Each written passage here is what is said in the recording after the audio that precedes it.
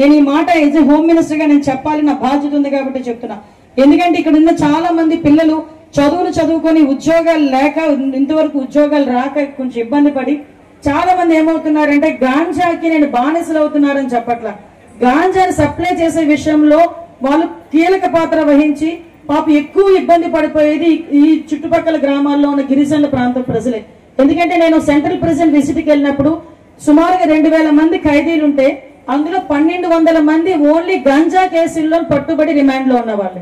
అందులో కేటగిరైజ్ చేసుకుంటే సుమారుగా 22 సంవత్సరాల వయసు, అంటే 18 నుంచి 23 సంవత్సరాల వయసులో ఉన్న వాళ్ళు దగ్గర 600 మంది ఉన్నారంటే ఒక్కసారి మనం కూడా ఆలోచన చేసుకోవాలి.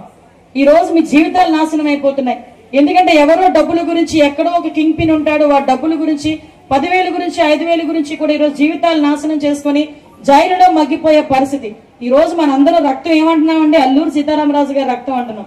అటువంటి పనులు చేసేదానికి గాని చేసే వాళ్ళకి గాని మనం సింహస్వప్నంగా ఉండాలి తప్పించి అటువంటి కార్యక్రమాలకి వెళ్ళకూడదు. వెళ్లే వాళ్ళని కూడా మీరు మాకు ఇన్ఫర్మేషన్ ఇవ్వాల్సిందిగా మిమ్మల్ని అందరినీ కూడా కోరుకుంటున్నాం. మీ అందరి దయ వల్ల అటువైపు నుంచి వచ్చే ఏ గాంజానైనా ఇమీడియట్ గా మా స్టాఫ్ కూడా పట్టుకుని వాళ్ళందరికీ కూడా ఖైదు విధించే పరిస్థితి కూడా కనిపిస్తా ఉంది. దీని మీద ముఖ్యంగా యువకులు చాలా అవేర్ గా ఉండాలని మనస్ఫూర్తిగా కోరుకుంటూ